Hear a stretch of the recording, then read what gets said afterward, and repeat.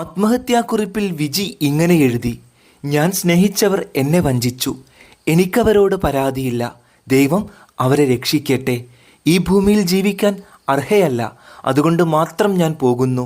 നല്ല വെളിച്ചത്തിലെടുത്ത് ഇരുട്ടിൽ പ്രദർശിപ്പിക്കുന്ന സിനിമയെന്ന കലാരൂപം ജീവിതത്തിലെ വെളിച്ചം കെടുത്തിക്കളഞ്ഞ അനേകം പേരിൽ ഒരുവൾ തന്നെ വിജി എന്ന നായികയും.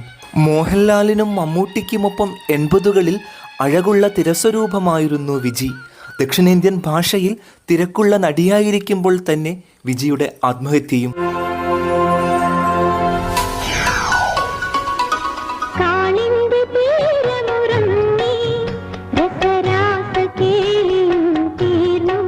കന്നഡക്കാരിയാണ് വിജി. മാതാപിതാക്കളുടെ ഒറ്റപുത്രി.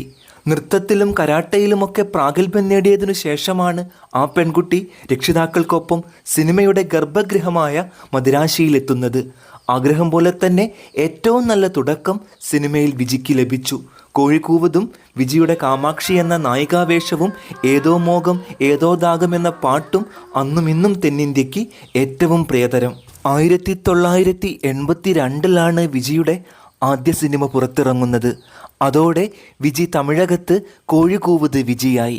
തൊട്ടടുത്ത വർഷം 83 10ഓളം ചിത്രങ്ങളിൽ നടി അവിടെ അഭിനയിച്ചു. 84 85 86 കൈ നിറയെ സിനിമകൾ തമിഴിലും തെലുങ്കിലും നടിക്ക് ലഭിച്ചു. 1984 ബാലു കിരിയത്തിൻ്റെ ഒന്നും മിണ്ടാത്ത ഭാര്യയിലൂടെയാണ് വിജിയുടെ മലയാള തുടക്കം. മലയാളത്തിലെ വിജിയുടെ നല്ല വേഷങ്ങളിലൊന്ന് ആദ്യ കഥാപാത്രം ഒന്നും മിണ്ടാത്ത ഭാര്യയിലെ നിമ്മി തന്നെ. സിനിമയുടെ ഓപ്പണിംഗ് തന്നെ വിജി അവതരിപ്പിക്കുന്ന ഡോക്ടർ നിമ്മിയുടെ ഹോസ്പിറ്റൽ സീനോടെയാണ്. നിങ്ങളുടെ ഇഷ്ടതാരങ്ങൾക്കൊപ്പം വിജിയും എന്ന് ചിത്രത്തിൻ്റെ ടൈറ്റിൽ ക്രെഡിറ്റ്സിലും കാണാം. ചിത്രം പുറത്തിറങ്ങിയ അതേ വർഷം തന്നെ ക്ലാസിക് ചിത്രം ഉയരങ്ങളിൽ എസ്റ്റേറ്റ് മാനേജറുടെ മകൾ വാസന്തിയായും വിജിയെത്തി. മലയാളത്തിൽ നടിക്കൊരിടം നൽകിയ ചിത്രമായിരുന്നു ഉയരങ്ങളിൽ.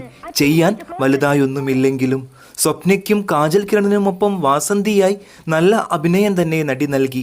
സിനിമ പക്ഷേ വിജയിച്ചില്ല. 85 2 സിനിമകളിൽ നടിയെത്തി. നായകനും പൗർണമി രാവിലും.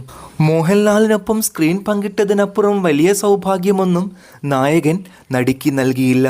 3D ചിത്രം പൗർണമി രാവിൽ വിജി ഉണ്ടെന്നേയുള്ളൂ. സീനുകൾ അത്ര കണ്ട് പരിമിതമായിരുന്നു. 1986 സായം സന്ധ്യയിൽ ഇന്ദുവായി നടി വീണ്ടും എത്തി.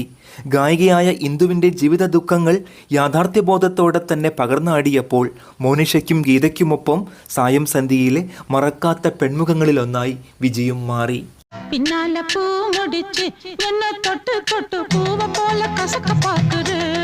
നായികയിൽ നിന്ന് ഉപനായികയിലേക്ക്, അതിലും താഴ്ന്ന് കൊച്ചുവേഷങ്ങളിലേക്ക്, അങ്ങനെ ഐറ്റം നമ്പറുകാരിയായി വരെ വിജിക്ക് വെള്ളിത്തിരയിൽ പ്രത്യക്ഷപ്പെടേണ്ടി വന്നു.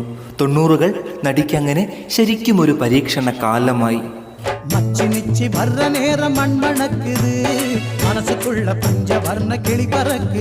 സൂപ്പർ ഹിറ്റ് വിജയ് ചിത്രം പൂവേ ഉനക്കാകയിൽ മുരളിക്കൊപ്പം ഒരു ഐറ്റം നമ്പർ ചെയ്യുമ്പോഴാണ് ശാരീരികമായി ചില വേദനകൾ നടിക്ക് അനുഭവപ്പെടുന്നത്.